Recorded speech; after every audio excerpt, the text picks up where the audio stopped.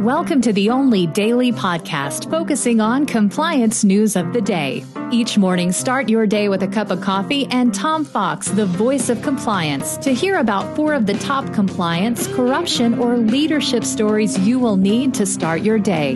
The Daily Compliance News is a production of the Compliance Podcast Network.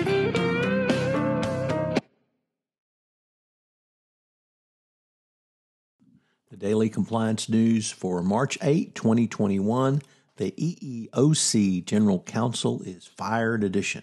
The White House fired the General Counsel of the EEOC, continuing to push to oust controversial Trump appointees who are viewed as hostile to the administration and the agencies they work for. The Commission's GC was in charge of high-stakes litigation over workplace discrimination on issues like race, religion, and sex, and dismissed by the White House by letter after she refused to resign. The move was quickly denounced by the Republicans, but it was certainly within President Biden's purview, as she refused to not only enforce the EEOC, but actually wanted to cut back on the protections for workers under it. Next up, from the Financial Times, Cain and Newgall chief warns on delays to vaccine rollout. And I found this story interesting because it really points to the business aspects for the rollout of the vaccine. The chief executive of Cain and Newgall, one of the world's largest haulage companies, said that the vaccine rollout will continue to be critical to bring businesses not only back online, but get the economy going again.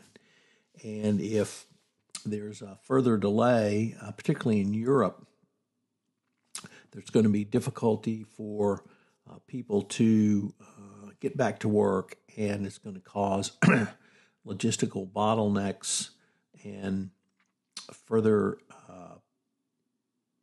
obstacles to businesses reopening. Next up, from the Washington Post, the Inspector General for the U.S. Department of Agriculture is reviewing the agency's handling of inspections of meat packing plants during the coronavirus, or as I would say, non-inspections, in part to determine whether or not it protected frontline meat workers. The review comes in response to a call from Colorado Senator Michael Bennet and to determine whether actions by the Trump administration helped spread coronavirus among workers at plants. I don't think there's any question that the actions of the Trump administration not only helped spread it, but put many of the plant workers in danger.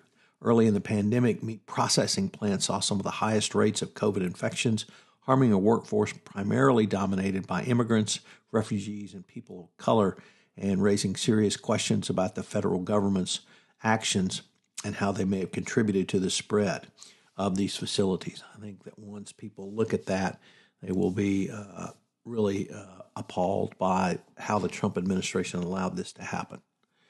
And finally, Mexico is set to reshape power sector to favor the state. Legislation that the current Mexican president has pushed would curtail private investors in the energy industry and possibly reverse gains in lowering carbon emissions.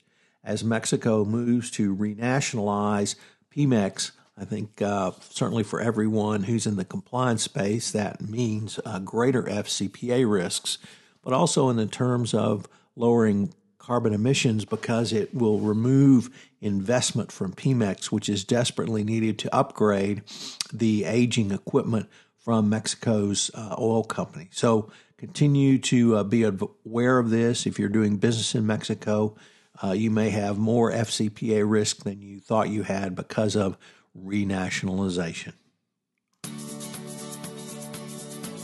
The Daily Compliance News is a production of the Compliance Podcast Network and a proud member of C-Suite Radio. Thanks so much for listening. I hope you'll join me again tomorrow.